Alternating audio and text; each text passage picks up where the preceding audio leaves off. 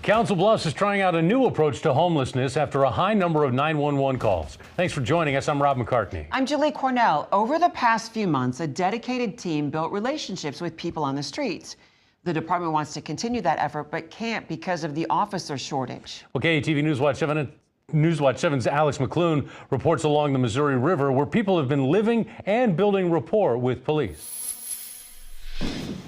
Walk north of the Bob Carey Bridge, and this is what you'll find. Kenny! Sprawling encampments with a small-town mentality. We've gone through the loss of our homes, and then this is what we have left.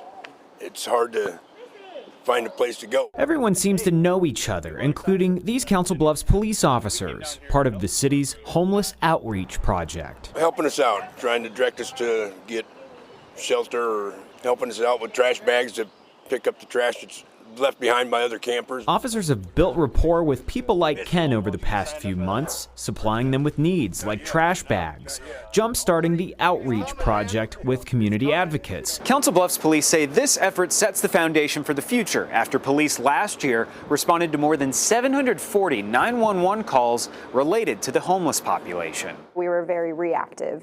Somebody sees a homeless person that needs help, they're calling us. We're very much going out and finding them now. Inside the department, a first responder community health worker funded by the Jenny Edmondson Foundation and the Southwest Iowa region will work alongside officers in the field, while some members of the HOP team will return to their regular duties due to staffing levels. The department still hopes this creates a new normal for handling the homeless population. So that way we can make sure that their social determinants of needs, which is like food, housing, utility access, whatever that looks like, are being met right there in the moment. The effort promotes three goals: meet people on the streets, understand their barriers, and create a response model to house them and, for some, help with mental health services. Hi, baby.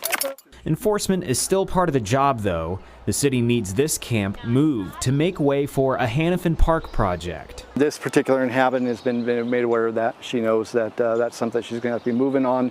We already have resources connected to her to help her get her camp moved. We have people come down to actually help move the camp, relocate a new site for her. Officers are also helping a woman move into stable housing thanks to Heartland Family Service, one of the community partners part of the outreach project. I've had for like a month and he's helped me tremendously, so to hear that really just is that step forward that I need to, get myself back and hopefully just find my self-esteem. A deeper understanding of the circumstances, HOP has made contact with at least 127 people on the streets and in the woods around Council Bluffs. It's a different way of living. The city embracing a more proactive approach.